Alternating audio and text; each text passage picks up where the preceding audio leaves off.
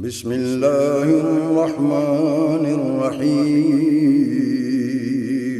شروع اللہ کے نام سے جو بڑا مہربان نہایت رحم والا ہے۔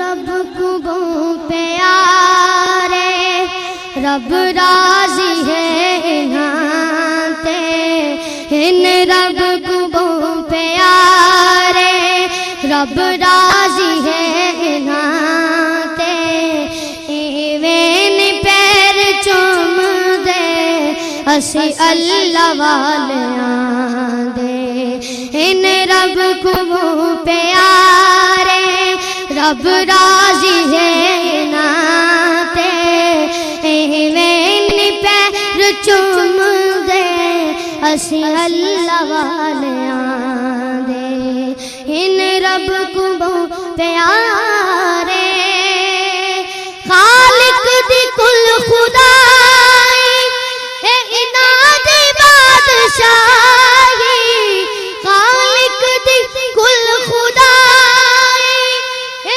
اناد بادشاہی، جو چاو دے کر دے اے دین دے سپاہی، جو چاو دے کر دے اے دین دے سپاہی۔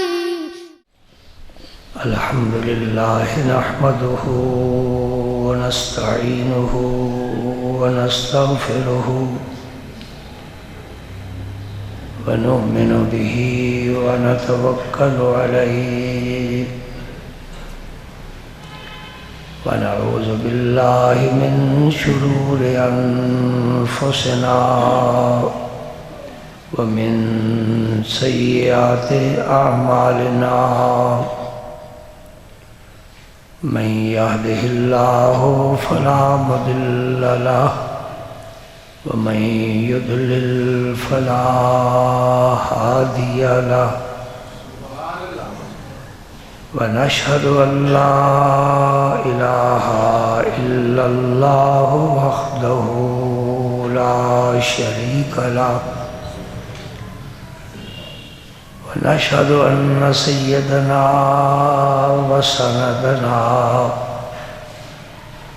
ومولانا محمدا عبده ورسوله الذي أرسله الله بالحق بشيرا ونذيرا وداعيا إلى الله بإذنه وسراجا منيرا، أشهد أنه صلى الله تعالى عليه وسلم بلغ الرسالة ونصح الأمة وكشف الغمة وجلى الظلم وجاهد في سبيل الله وعبد ربه حتى أتاه اليقين، اللهم صل على سيدنا محمد وعلى آل سيدنا محمد كما صليت على إبراهيم وعلى آل إبراهيم إنك حميد مجيد، اللهم بارك على سيدنا محمد وعلى آل سيدنا محمد كما باركت على إبراهيم وعلى آل إبراهيم إنك حميد مجيد، أما بعد فأعوذ بالله من الشيطان الرجيم، بسم الله الرحمن الرحيم، إن الله وملائكته يصلون على النبي يا أيها الذين آمنوا صلوا عليه وسلموا تسليما اللهم صل وسلم على رسولك الكريم وآله الطاهرين رب اغفر وارحم وأنت خير الراحمين اللهم صل وسلم على رسولك الكريم وآله الطاهرين رب اغفر وارحم وأنت خير الراحمين اللهم صل وسلم على رسولك الكريم وآله الطاهرين رب اغفر وارحم وأنت خير الراحمين السلام عليك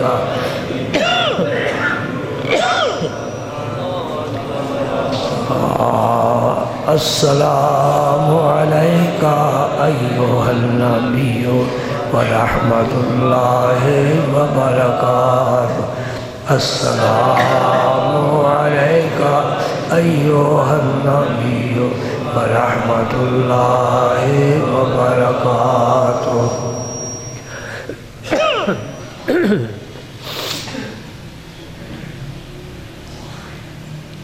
اسلامی کیلنڈر پر یہ شعبان کا مہینہ رواں دوا ہے. آج اس کی 13 تاریخ ہے. ہفتے کے دن 14 تاریخ ہوگی. 14 اور 15 کی درمیانی رات جس کو شب برات کہتے ہیں، نہایت فضیلت والی بزرگی والی رات.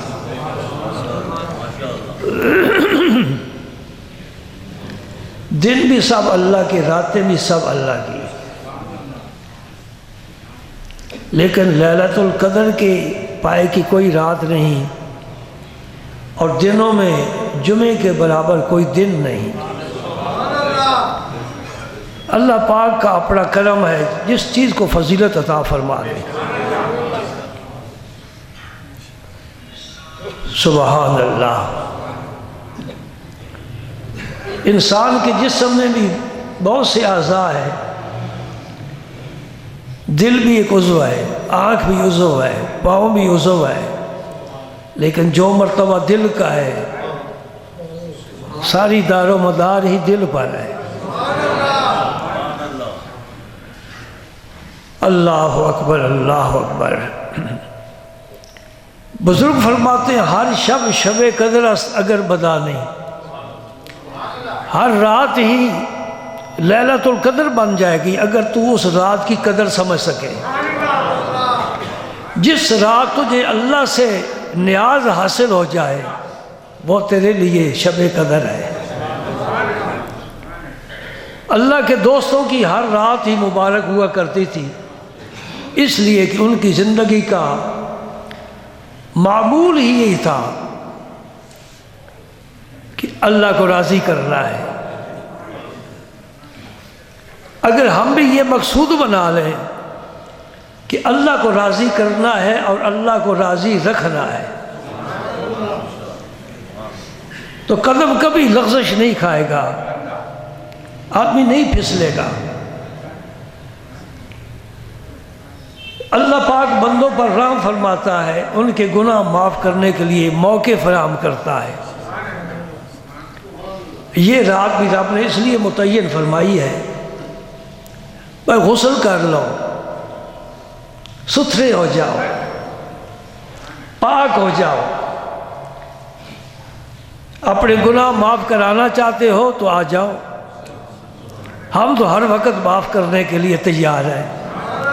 ہم تو ماہل بکرم ہیں، کوئی سائل ہی نہیں، راہ دکھلائیں کسے راہ روے منزل ہی نہیں. جناب مولا کائنات علی المرتضیٰ شیر خدا کرم اللہ تعالی وجل کر کریم کی حدیث پاک، آپ نے فرمایا کہ قوموا لیلہا وصوموا نہارہا، اس رات کو رب کی بندگی کرو، نوافل پڑھو، تلاوت، دعا، درود، استغفار، اور دن کو روزہ رکھو۔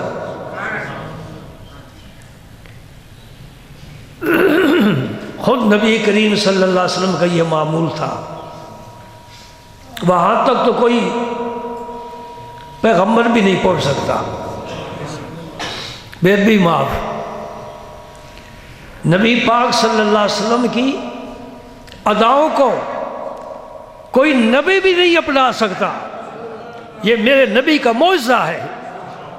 اس لیے مرزا غالب کو کہنا پڑا بلائے جائے غالب ان کی ہر بات، بلائے جائے غالب ان کی ہر بات، عبارت کیا، اشارت کیا، ادا کیا۔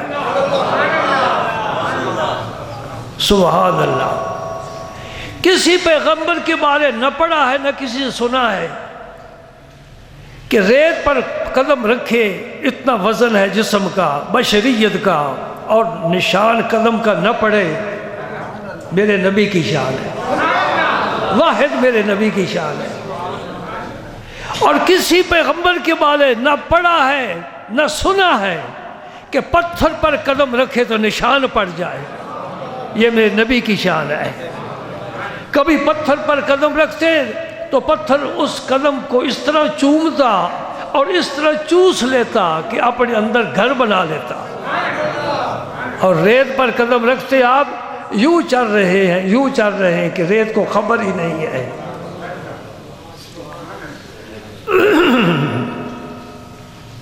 میں اس رات کے بارے میں عرض کرنا چاہتا ہوں، لیلۃ البرات۔ برات کا کیا معنی ہے؟ آزادی۔ تو بری ہو گیا، جتنے بھی گناہ تیرے ہیں لے کر آ جا، اکٹھے کر کے آگا، گشتی بنا کر آ جا۔ مجھ سے ایک قطرہ چاہیے، مجھے تیری آنکھ کا ایک قطرہ مجھے چاہیے، وہ مل جائے میں تیرے ساری زندگی کی گناہ یکدم معاف کر دوں۔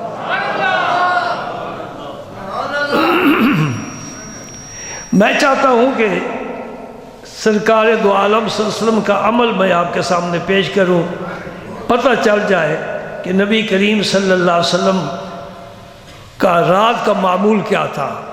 اس ایک رات کا نہیں، ہر رات۔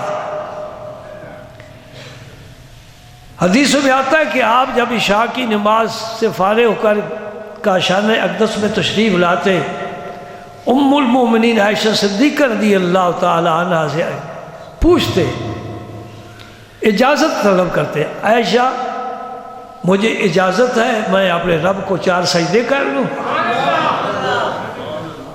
سبحان اللہ۔ تو عائشہ صدیقہ عرض کرتی ہیں، یا رسول اللہ آپ کے اور آپ کے رب کے درمیان میں کون ہوتی ہوں دخل دوں؟ آپ جتنی چاہے اپنے رب کی عبادت کریں۔ پھر آپ کس طرح عبادت فرماتے تھے؟ وہ حدیث پاک میں آپ کو پیش کر رہا ہوں۔ یہ حدیث پاک متفق علیہ ہے، یعنی بخاری شریف میں بھی ہے اور مسلم شریف میں بھی ہے۔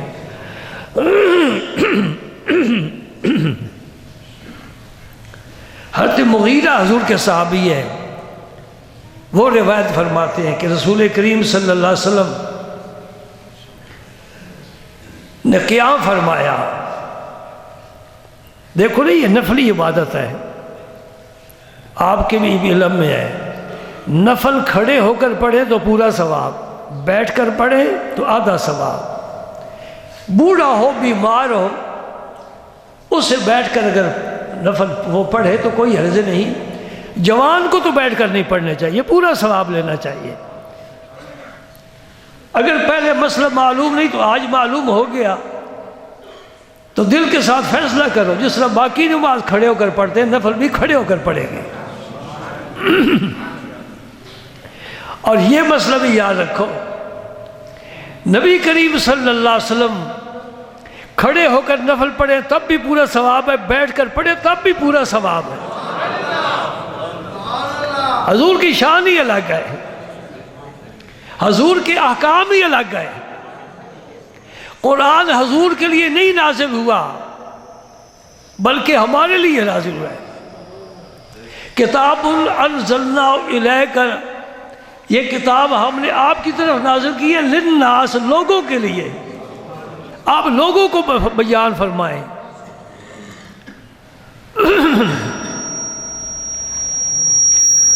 آپ کے احکام ہمارے احکام سے مختلف ہے۔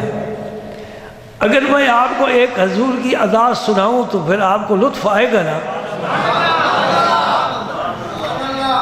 نبی پاک صلی اللہ علیہ وسلم نے جماعت کرائی، ظہر کی یا عصر کی، یعنی 4 رکعت والی نماز تھی۔ حضور کا ذکر مقصود ہے۔ رات کو تو آپ نفل انشاءاللہ پڑھیں گے نا، روزہ بھی رکھیں گے، بلکہ میں چاہتا ہوں 2 روزے رکھو، کل کا بھی اور دوسرا 2 روزے رکھو۔ 4 رکعت والی نماز سرکار نے پڑھائی، پوری توجہ کے ساتھ سننا، اور 2 رکعتیں پڑھ کر آپ نے سلام پھیر دیا اور اٹھ کھڑے ہوئے، صحابہ بیٹھے۔ وہ جس ستون کا تذکرہ ہر محدث نے کیا ہے، ہر عاشق اس کی بات سننا پسند کرتا ہے، جو حضور کے فراق میں رونے لگ گیا تھا، وہ ستون کھجور کا خشک تنا، اس پر سرکار نے دایاں ہاتھ یوں رکھا اور بایاں ہاتھ یوں رکھا، اور اس پر اپنے پیارے رخسار رکھے۔ میں قربان جاؤں اس صحابی پر جس نے ایک ایک بات ہم تک پہنچائی ہے۔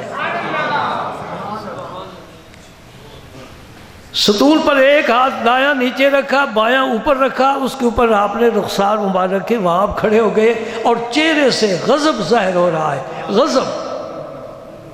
رکعتیں ابھی 2 باقی ہیں۔ صحابہ ایک دوسرے کو دیکھنے لگ گئے، کیا معاملہ ہے؟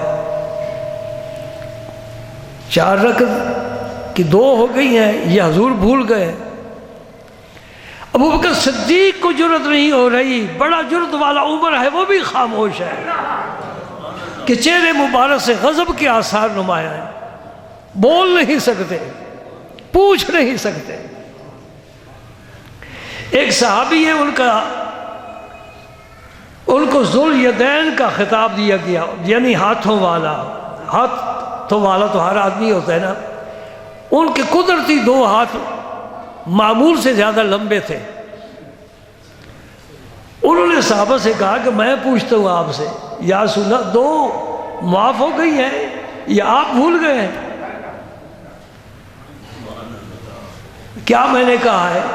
نبی کے احکام الگ ہیں، تیرے میرے احکام الگ ہیں۔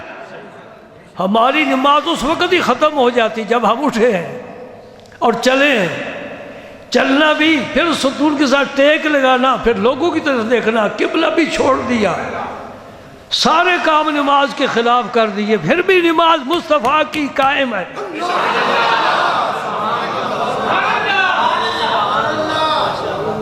ہاں میرے دوست، اگر مجھے اجازت ہو تو میں یہ بات کہنا چاہتا ہوں، نماز نام ہی مصطفیٰ کی اداؤں کا ہے۔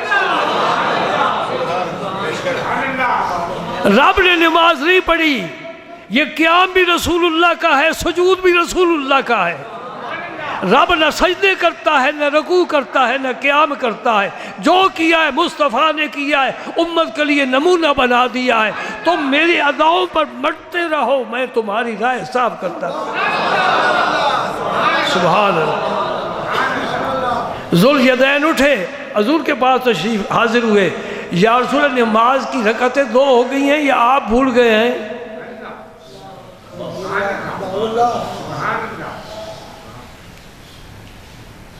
حضور نے صحابہ سے پوچھا، فرمایا یہ کیا کہہ رہا ہے؟ حضور ٹھیک کہہ رہا ہے، 2 رکعتیں پڑھی ہیں۔ فرمایا اچھا چلو 2 اور پڑھا دیتے ہیں۔ 2 پہلے پڑھ لی، 2 پھر پڑھ لی، علیحدہ 4 پوری ہو گئی، رب راضی ہو گیا۔ نبی نے اپنی شان دکھا دی، اب کوئی بڑا لامہ ہو، کوئی پیر فقیر ہو، یہ کام نہیں کر سکتا، نماز ٹوٹ جائے گی، نئے سرے سے پڑھنی پڑے گی۔ ہاں اللہ کا نبی بھی ہو نہیں کر سکتا، صرف محمد مصطفیٰ کر سکتا صلی اللہ علیہ وسلم۔ حضور نے قیام فرمایا، حضرت مغیرہ فرماتے ہیں رضی اللہ تعالیٰ عنہ، اور حضور نے اتنا لمبا قیام فرمایا، اتنا لمبا قیام فرمایا کہ آپ کے قدم مبارک ورم کر گئے، حضور کے قدم مبارک سوج گئے، اتنی دیر کھڑے۔ ہماری زندگی میں ایسا کبھی موقع نہیں آیا کہ ہم نے بھی اتنا لمبا قیام کیا ہو، بڑی مختصر نمازیں ہماری ہوتی ہیں۔ سبحان اللہ۔ حضور سے عرض کیا گیا یا رسول اللہ صلی اللہ علیہ وسلم لِمَ تَصْنُعُ هَذَا وَقَدْ غُفِرَ لَكَ مَا تَقَدَّمَ مِن ذَنبِكَ وَمَا تَأَخَّرَ۔ آپ تو معصوم پیغمبر ہیں، آپ اتنی مشقت کیوں کر اٹھاتے ہیں؟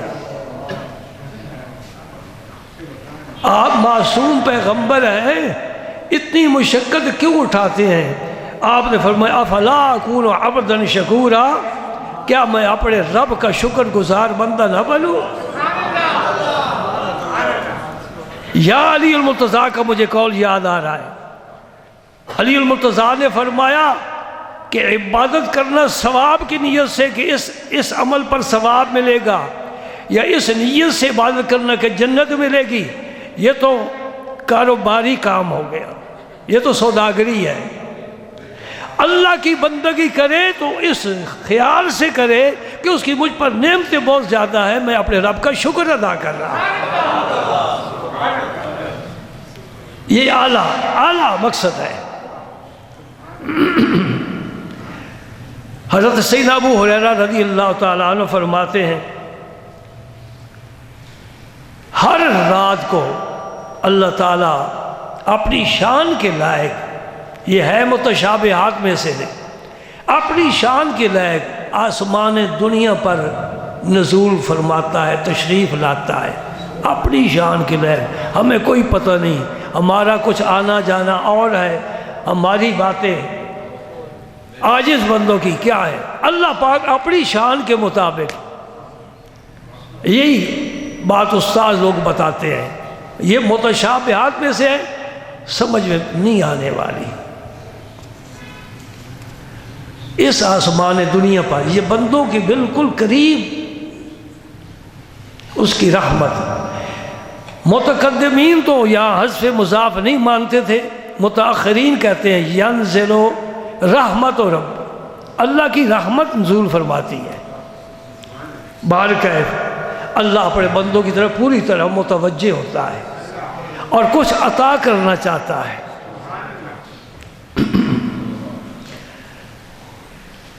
سبحان اللہ۔ اور پھر کیا فرماتا ہے؟ میں یدعونی فاستجیب لہ، جو بھی مجھ سے دعا مانگے گا میں اس کی دعا ضرور قبول کروں گا۔ یہ رات کا جو آخری تہائی حصہ ہے اس کی بات ہے۔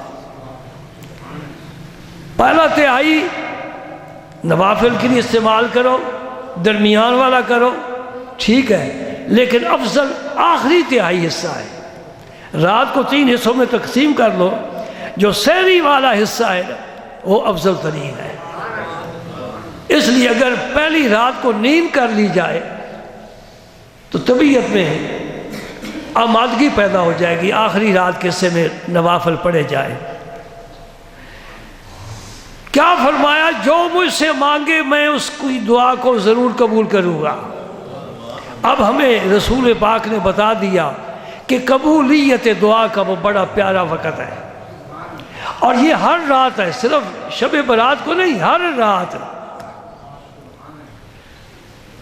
اور دوسری بات فرمایا جو مجھ سے مانگے گا میں وہ بھی اسے ضرور عطا کروں گا۔ اگر مجھ سے مغفرت مانگے تو میں اسے بخش بھی دوں گا۔ اب تو دوریاں ختم ہو گئی، رب بلا رہا ہے، رزق مانگو، صحت مانگو،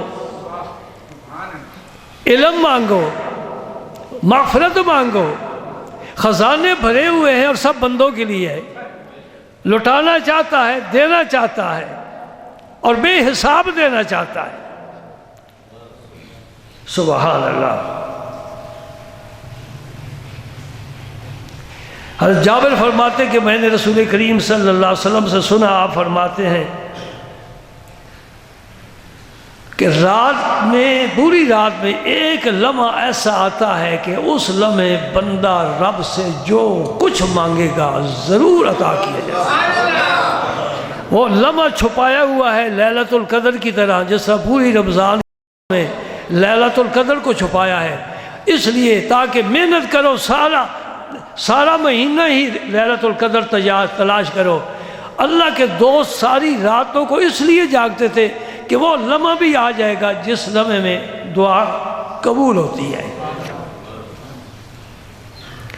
یہ حدیث اگر سن لیں تو شاید آپ کے دل میں تہجد کی نماز پڑھنے کا خیال آ جائے۔ ابو امامہ حدیث بیان کرتے ہیں، ترمذی کی حدیث ہے کہ رسول کریم نے فرمایا علیکم بقیام اللیل، یہ علیکم جہاں بھی آتا ہے وجوب کے لیے آتا ہے۔ کتب علیکم الصیام، تم پر روزے فرض کیے گئے ہیں، فرمایا تم پر ضروری ہے قیام اللیل یعنی تہجد کی نماز۔ نبی پاک صلی اللہ علیہ وسلم پر یہ فرض تھی، وَمِنَ اللَّيْلِ فَتَہَجَّدْ بِهِ نَافِلَةً لَكَ، اور اس کا انعام بھی مقرر کر دیا، یا رسول اللہ تم تہجد کی نماز پڑھتے رہو، عَسَىٰ يَبْعَثَكَ رَبُّكَ مَقَامًا مَحْمُودًا، آپ کا رب آپ کو مقام محمود عطا فرمائے گا۔ حضور پر فرض تھی اور صحابہ فرض کی طرح ہی پابندی کرتے تھے، لیکن امت کے لیے یہ سنت مؤکدہ ہے اور اس کو چھوڑنا نہیں چاہیے۔ حضور نے فرمایا علیکم بقیام اللیل۔ بزرگوں سے سنا ہے، وہ فرماتے ہیں کہ قبر اندھیری ہے نا، اس میں روشنی تہجد کی نماز کی وجہ سے ہوگی۔ جو نماز کا عادی ہے تہجد کا، انشاءاللہ اس کی قبر میں اندھیرا نہیں ہوگا، اتنی برکت والی یہ نماز ہے۔ اس لیے حضور محبوب الہی فرمایا کرتے تھے لوگوں تمہاری صبح اس وقت ہوتی جب سورج نکلتا ہے، اور ہماری صبح اس وقت ہوتی جب سورج ڈوبتا ہے۔ ہمیں اپنے یار سے ملاقات کا موقع ملتا ہے، دنیا سو جاتی ہے۔ سبحان اللہ سبحان اللہ۔ آپ کے مرید بتاتے کہ صبح جب محفل میں آپ بیٹھتے تھے حضور محبوب الہی، تو آپ کی آنکھوں سے کم خوابی کے آثار نظر آتے تھے کہ یہ رات کو سوئے نہیں، اور اس میں مستی جو اللہ کے محبوبوں کا خاص رنگ ہوتا ہے، آنکھوں میں مستی۔ سبحان اللہ۔ پھر فرمایا فَإِنَّهُ دَابُ الصَّالِحِينَ، یہ بات سمجھنے والی ہے۔ حضور نے فرمایا یہ صالحین کا طریقہ ہے، لہذا تم صالحین میں شامل ہونا چاہتے ہو تو ان کے طریقے کو اپناؤ۔ حضرت یوسف علیہ السلام نے دعا مانگی ہے نا، سورہ یوسف کی غالباً 101 آیت نمبر ہے، فاطر السماوات والارض انت ولی فی الدنیا والآخرہ توفنی مسلما والحقنی بالصالحین، یا اللہ مجھے صالحین کے زمرے میں شامل فرما۔ میں سوچا کرتا ہوں نبی جب صالحین کے ساتھ شامل ہونا چاہتا ہے، یہ صالحین کچھ اور مخلوق ہے اللہ کی۔ سلیمان علیہ السلام نے دعا مانگی، رب اوزعنی ان اشکر نعمتک التی انعمت علی وعلی والدی وان اعمل صالحا ترضی وادخلنی برحمتک فی عبادک الصالحین۔ تو حضور نے فرمایا یہ صالحین کا طریقہ ہے، تم بھی رات کو اٹھو اور زیادہ نہیں 4 رکعتیں ہی پڑھ لو، اور پھر نیند آئی فوراً ہی بے شک سو بھی جاؤ، تہجد کی نماز کو قائم کرو۔ اب رمضان شریف میں تو خود بخود ہی الحمدللہ جاگنا پڑتا ہے سحری کے لیے، تو اگر 10 منٹ 15 منٹ آدھ گھنٹہ پہلے آدمی جاگ جائے سحری کھانے سے تو نوافل بھی پڑھ لے۔ پھر اس کا فائدہ کیا ہے؟ حضور فرماتے ہیں وَهُوَ قُرْبَةٌ لَكُمْ إِلَىٰ رَبِّكُمْ، اس نماز کے ذریعے تمہیں اللہ کا قرب حاصل ہوگا، تو اللہ کا قرب حاصل ہوگا۔ دوسرا فائدہ کیا ہے؟ مغفرۃ للسیئات، گناہوں کے معاف، گناہوں پر قلم پھیر دو، گناہ معاف۔ منہات علی الاسم، اس نماز کی برکت سے گناہوں سے بچتے رہو گے۔ یہ گناہوں سے روکنے والی ہے، گناہ جو کیے ہیں معاف کرے گا، آئندہ گناہ کے قریب نہیں جانے دے۔ سبحان اللہ، سبحان اللہ۔ ابو سعید خدری فرماتے ہیں کہ نبی کریم صلی اللہ علیہ وسلم نے فرمایا 3 قسم کے لوگ ہیں جنہیں دیکھ کر اللہ پاک ہنستا ہے، یا لفظ ہنسنے کا ہے نا اپنی شان کے لئے، یعنی خوش ہوتا ہے۔ اللہ پاک خوش ہوتا ہے، ہنستا وہی ہے نا جو خوش ہوتا ہے۔ پہلا وہ ہے جو رات کو اٹھتا ہے نماز پڑھنے کے لیے، رات کو اٹھتا ہے نماز پڑھنے کے لیے، بستر چھوڑ دیتا ہے، وضو کرتا ہے، سردی ہو گرمی ہو، اللہ اکبر، اللہ پاک اس بندے سے بہت خوش ہوتے ہیں۔ حضور نے ہمیں راستہ بتا دیا جس پر چل کر تم اپنے اللہ کو خوش کر سکتے ہو، نہ کرے پھر ہماری مرضی۔ نمبر 2، وَالْقَوْمُ إِذَا صَفُّوا فِي الصَّلَاةِ، جب لوگ نماز کی صف بناتے ہیں اس وقت اللہ بڑا خوش ہوتا ہے کہ شیطان تو پیچھے کھڑا ہے بیچارہ، منہ بنا کر سر میں مٹی ڈال رہا ہے کہ یہ تو سارے اللہ کے حضور حاضر ہو گئے۔ صبح کی نماز با جماعت، عصر کی نماز با جماعت صف کے ساتھ پڑھنا،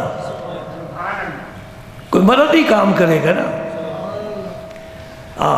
میں جتنے بھی ائمہ مجھ سے ملتے ہیں مسجدوں کے امام، میں ان سے پوچھتا ہوں یہ صبح کی نماز میں کتنے نمازی ہوتے ہیں؟ کہتا جی کیا بتائیں، کبھی 4 کبھی 5۔ محلہ تو 4-5 آدمیوں کا نہیں ہے نا۔ نماز کسے معاف ہے؟ پاگل کو، پاگل کو نماز معاف ہے۔ پاگل تو کوئی نہیں، کاروبار کرتے ہیں ماشاءاللہ بڑے عقل مند ہے۔ اس عورت کو معاف ہے جسے حیض آیا ہو، یہ تو عورت نہیں، یہ تو مرد ہے، پھر کیوں نہیں مسجد میں آیا؟ بہت بڑی معلومی ہے، بہت بڑی معلومی ہے۔ دوستو ہم سمجھتے نہیں، میں کئی دفعہ ساتھیوں سے کہتا ہوں کہ یہ جو بیماریاں ہیں بیماریاں نہیں، خدا کا عذاب ہے۔ کیوں؟ ہمارے گناہوں کی انتہا ہو گئی۔ کون سا وہ گناہ ہے جو ہم میں نہیں پایا جا رہا؟ اور کوئی ہے جو توبہ کرے؟ رشوت لینے والا مسلسل لے رہا ہے، سودی کاروبار کرنے والا مسلسل کر رہا ہے، لقمہ حلال نہیں ہے، اس لیے آنکھ صاحب نہیں کھلتی، پیٹ میں غلاست ہے، اللہ کے حضور سر نہیں جھکتا۔ اس قوم کو یعنی مسلمان کو اللہ تعالیٰ وہ عذاب نہیں دے گا جو پہلی قوموں کو عذاب دیا ہے، پتھر برسا دیے، شکلیں مسخ ہو گئی، زمین میں دھنس گئے، زمین کا کرہ الٹ دیا، وہ عذاب نہیں آئے گا اس امت پر۔ یہ بیماریاں عذاب ہے، بیماریاں عذاب ہے۔ اور دوسرا ناچاکیاں، بے اتفاقیاں، بھائی بھائی سے سلام لینا پسند نہیں کرتا، یہ قطع رحمی، یہ بھی جو گناہ ہے حرام ہے۔ قرآن پاک فرماتا ہے وَيَقْطَعُونَ مَا أَمَرَ اللَّهُ بِهِ أَن يُوصَلَ وَيُفْسِدُونَ فِي الْأَرْضِ، اللہ ملانے کو حکم دیتا ہے، یہ قطع تلقی کرتے ہیں، ادھر گزر جا رہا، وہ ادھر گزر گیا۔ کوئی بھی اپنے حال پر اپنی ذات پر رحم کرنے کے لیے تیار نہیں۔ بارکہ نبی پاک صلی اللہ علیہ وسلم فرماتے اللہ تعالیٰ اس بندے پر بہت خوش ہوتا ہے جو صف میں شریک ہوتا ہے، صفیں بناتے ہیں۔ گھروں میں نماز پڑھنے کا کوئی رواج صحابہ میں نہیں تھا۔ ایک نابینا صحابی حاضر ہوئے، عرض کرتے یا رسول اللہ صلی اللہ علیہ وسلم، میرا ہاتھ پکڑ کر مسجد میں لانے والا کوئی نہیں، تو میں گھر پر نماز پڑھ لیا کروں۔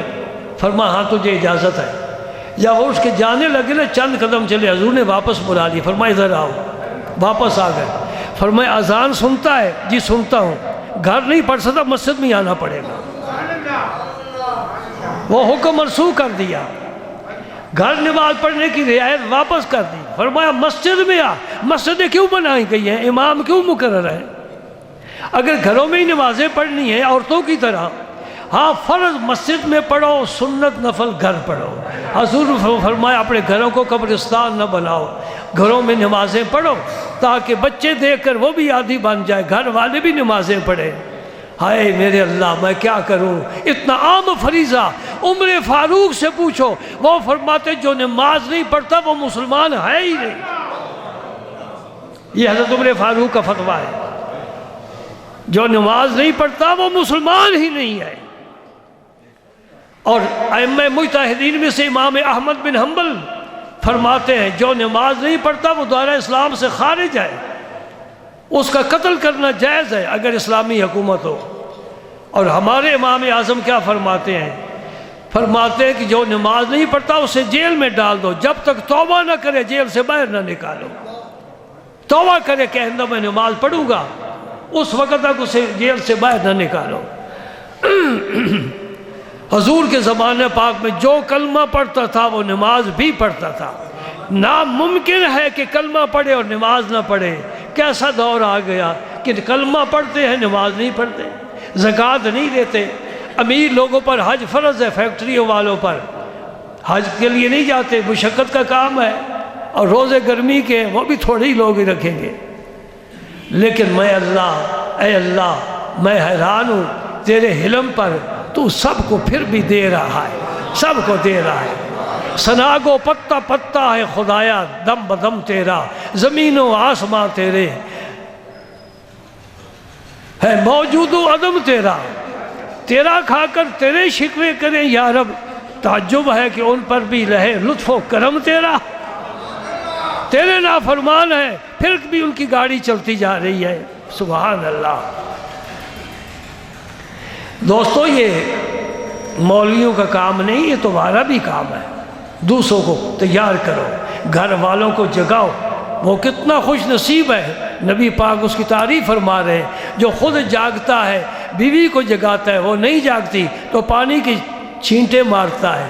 اور اس عورت پر رب کتنا خوش ہوتا ہے جو رات کو جاگتی ہے نماز کے لیے، شوہر کو جگاتی ہے، وہ نہیں جاگتا تھکا ہوا ہے تو پانی کے چھینٹے مار کر جگاتا ہے۔ یہ کام گھر میں ہو رہا ہے، عرش والا رب راضی ہو رہا ہے، سبحان اللہ۔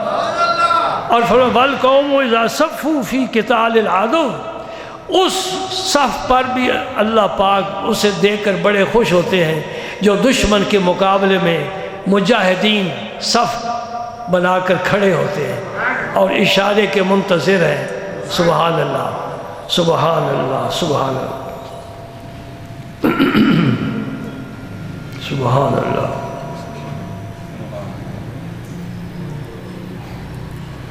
سبحان اللہ۔ آخری حدیث میں بیان کرتا ہوں، اس باب میں حدیث بہت زیادہ ہے۔ حضرت سیدنا عبداللہ ابن عباس روایت فرماتے ہیں، اشراف امتی حملۃ القرآن و اصحاب اللیل۔ فرمایا دو طبقے ہیں جو اس امت کے شریف ترین طبقے ہیں، اعلیٰ ترین طبقے ہیں۔ دو طبقے ہیں، دو طبقے ہیں جو اس امت کے اعلیٰ ترین طبقے ہیں۔ ہم تو دنیاوی منصب دیکھتے ہیں نا، لیکن رسول پاک صلی اللہ علیہ وسلم فرماتے ہیں کہ ایک تو وہ جو حامل قرآن ہے، قرآن کے ساتھ وابستہ ہے، پڑھتا ہے، پڑھاتا ہے، سمجھتا ہے، سمجھاتا ہے، عمل کرتا ہے، وہ حامل قرآن کہلاتا ہے۔ عالم دین، قاری، حافظ، مدرس جو سارا دن قرآن پڑھاتا ہے، وہ عالم جو سارا دن قرآن پاک کی تفسیر بناتا ہے، وہ صوفی جو رات دن قرآن کے حکم کے مطابق زندگی گزارتا ہے۔ ایک وہ امت میں سے سب سے اعلیٰ طبقہ ہے، اور دوسرا اصحاب اللیل، رات والے لوگ۔ یہاں علم کی کوئی ضرورت نہیں، وضو کر اور قبلہ روح کھڑا ہو جا اور نماز شروع کر دے، ساری رات نماز پڑھ، دعائیں مانگ، تلاوت قرآن کر، درود شریف پڑھ، استغفار کر۔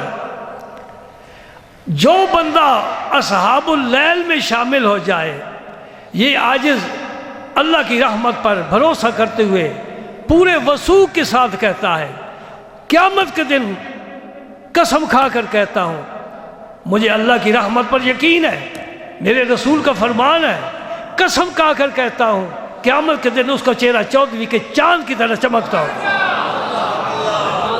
چہرہ چمکتا ہوگا۔ وَنُورُهُمْ يَسْعَىٰ بَيْنَ أَيْدِيهِمْ، وہ جدھر جائے گا اس کا نور اس کے آگے آگے دوڑے گا۔ یہ قرآن پاک میں رب نے فرمایا نورہم یسعیٰ بین ایدیہم، نور ان کی آگے آگے دوڑے گا، وہ نورانی گروہ ہے۔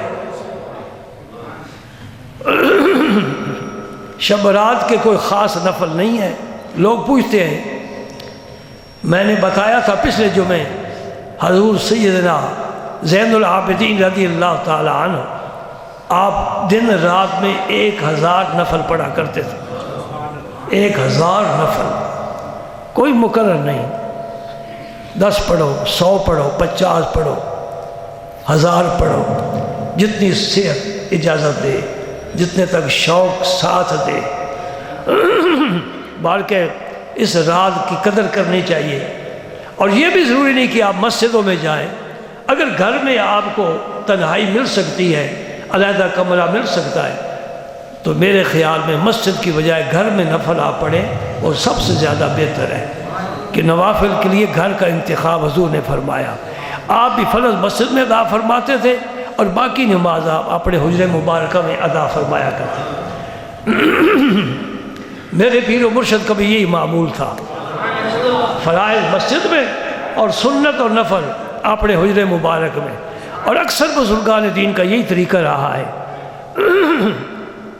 لیکن ہر ایک کے گھر میں گنجائش نہیں ہوتی، یا گھر میں شور زیادہ ہوتا ہے، سکون نہیں ملتا، تو ساری نماز مسجد میں پڑھ لے، یہ بھی ٹھیک ہے، بالکل جائز ہے، افضل نہ صحیح، فریضہ ادا ہو گیا۔ اور دعا مانگیں ساری امت کے لیے۔ اللہ پاک کو حضور کی امت بہت پیاری ہے، جو حضور کی امت کے لیے دعا مانگتا ہے اللہ تعالیٰ بہت راضی ہوتے ہیں۔ اللہ مغفر لامت محمد، اے اللہ حضور کی امت کو بخش دے، اے اللہ حضور کی امت کو بخش دے۔ یہی دعائیں نبی پاک صلی اللہ علیہ وسلم مانگا کرتے تھے۔ اللہ تعالیٰ ہمیں توفیق عطا فرمائے اور ہم روزہ بھی رکھ سکیں، اور باقی کھانے پینے کا کوئی حکم نہیں ہے کہ خواہ مخواہ حلوے بناؤ، جی یہ کوئی حکم نہیں ہے، معمول کے مطابق کھانا ہونا چاہیے۔ اس کے علاوہ چراغاں کرنے کی کوئی ضرورت نہیں ہے کہ شب برات آگی اب چراغاں کریں، اور آتش بازی تو بالکل حرام ہے، اس میں دوسری کوئی بات ہی نہیں ہے۔